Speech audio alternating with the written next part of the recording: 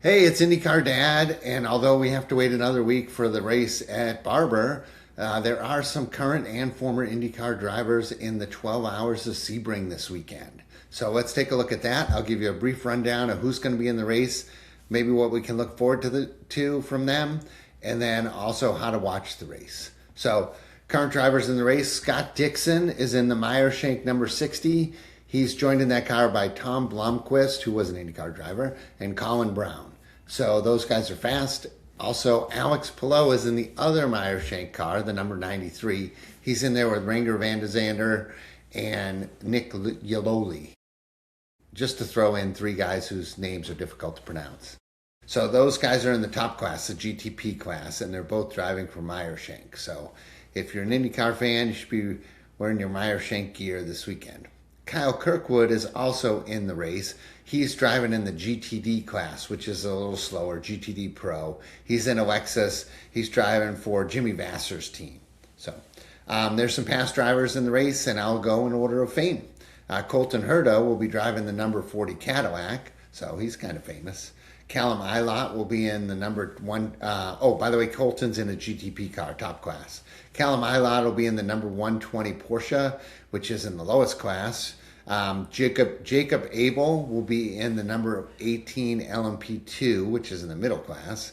Pietro Fittipaldi will also be in the LMP2 class with a number 73. And Hunter McElrea will be back in the number 2 LMP2 car. Hunter McElrea has done a couple IndyCar races. He was strong in Indy Lights, but I think he just kind of ran out of money. He also won the Daytona 24 this year in that car. So, other past drivers include Jack Hawksworth, which you might not remember, but he's co-driving with Kyle Kirkwood in that GT Pro Lexus.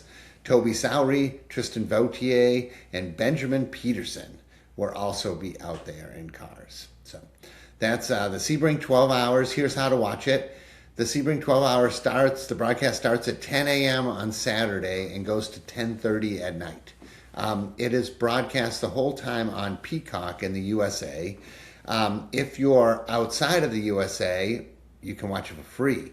So if you have a outside of the USA pathway through the internet that might be called like a VPN, you can watch the race for free on IMSA TV, which is at IMSA.tv, or the IMSA YouTube channel. So that's a way to see it.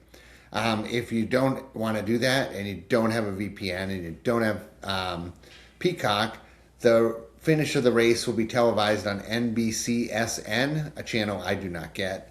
And also the entire race will be broadcast on IMSA Radio, which is an online radio station that you can tune into at IMSA.com.